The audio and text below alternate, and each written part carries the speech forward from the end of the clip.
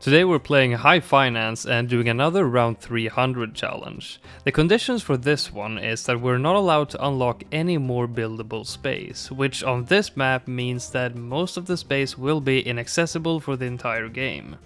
The space that we do have is the water by the center bridge and the 4 small patches of grass next to it. Given the very limited space for farming, I chose Geraldo mainly for his action figure, so that we will have a better chance at getting enough money to get all the towers that we want. We will start the game by first getting the action figure down and then start working on getting our boats up first to start farming pops for our Navark Paragon. On this map, the balloons alternate between 2 tracks each round. One track is shaped like an S and the other like a U. The U-shaped track, of course, being the shorter one, so if possible, we want our defense to end up focusing a little bit more on this track. One of my viewers in my Discord said that it was possible to fit most Paragons and a VTSG on this challenge, which had me surprised or even suspicious. In this run, that's exactly what we're gonna attempt to do, to see if it's actually possible.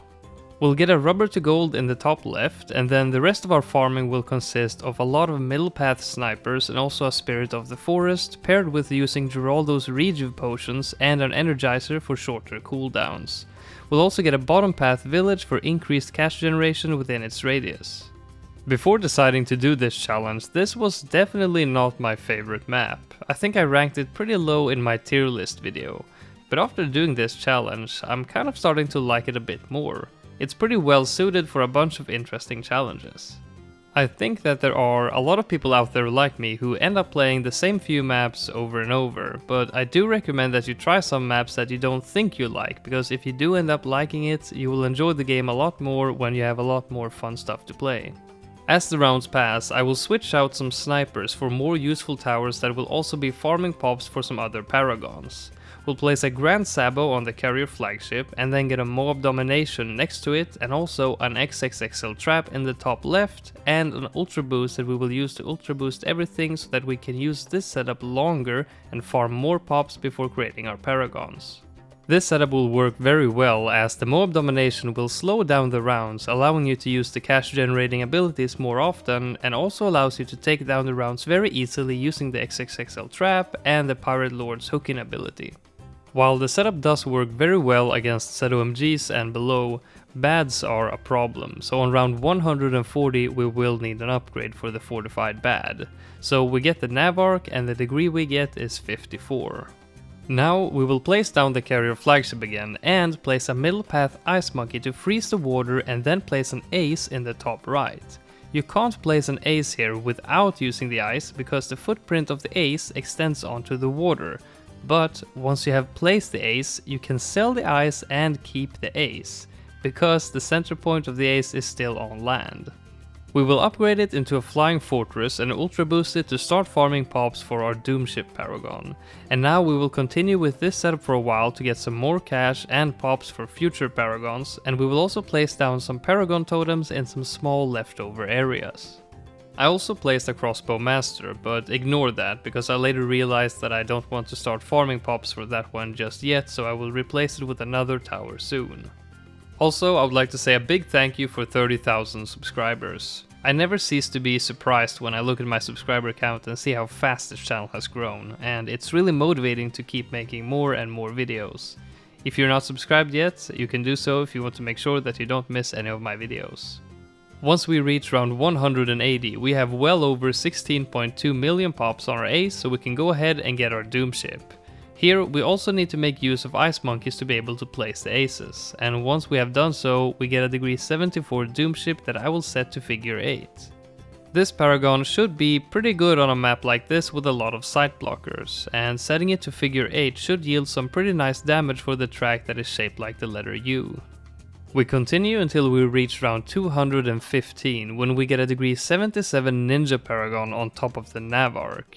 The rest of the Paragons won't be placed in really optimal positions, because if we want to be able to create the VTSG, we will need the remaining space in very specific spots.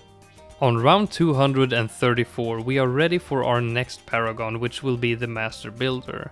We can't really afford it, so now it's time to sell the action figure, which sold for 2.5 million, which should be just enough to get the rest of the towers that we want. We get a degree 77 NG Paragon and place all 3 Mega Sentries just below the Doom ship. And now we will survive as long as we can to get as many pops as possible for the boomerangs. A while later, on round 255, we need more defense, so we get a degree 78 Glaive Dominus, and now it's time for the VTSG. If you have a support temple, then having a 2221 VTSG is the best. But in this case, we won't get a support temple, so we would like to get a 2122 VTSG. Sadly, we can't do that because the support sacrifice will cause the temple's range to be slightly bigger, making it impossible to place the anti-bloon and the Legend of the Night outside its range, so we will have to settle for a 2221 anyway. Fitting the super monkeys outside the temple's range is very tight, but it just barely works.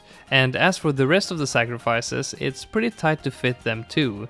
We used as much of the good space as we could for the paragons, leaving the bare minimum that we needed left for the creation of the VTSG. Round 255 was a tough round that I almost lost despite having another paragon and the VTSG. Now we will get some buffs for the VTSG and some more useful towers. We'll use the ice trick again to fit an ice monkey here and freeze the water next to it and place a Grand Sabo. We will also get a 250 village and an ultra boost to give it more range to cover the VTSG. And of course we'll give the VTSG itself 10 stacks.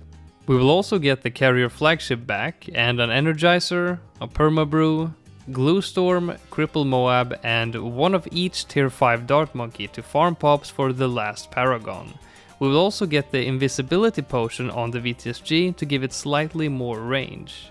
On round 269 we get the Apex to degree 46 and then move the cripple Moab to on top of the carrier so it can see over obstacles, and then get a super brittle on the carrier as well and an embrittlement on the frozen water just above the energizer, and lastly we use Geraldo's cape on a dart monkey to fit a sun avatar. And that's it, our setup is now complete. All we need to do is try and ultra boost as many towers as possible and micro our abilities as best we can and use Geraldo's rejuve potion if we get stuck. I gotta say, I was quite surprised that you could get all paragons and the VTSG on this map on this challenge. The setup that we ended up with was looking pretty sweet, but sadly not enough to beat 300 rounds. Round 286 was a very tough round on the U-shaped track that I could not beat even when microing the carpet bomb, despite having everything off cooldown at the start of the round and using Geraldo's rejuve potion mid-round for more uptime, and also using everything else in the store and replacing the mega sentries for the explosion damage. It was very close, but I gave up after about 25 minutes, and here I'm showing you the pop count for some of the towers in this game. Overall, another challenge that I really enjoyed, and very fun to get some more map variety and even change my mind on the ranking I gave to a map. Anyway, leave a like if you enjoyed the video and I will see you next time.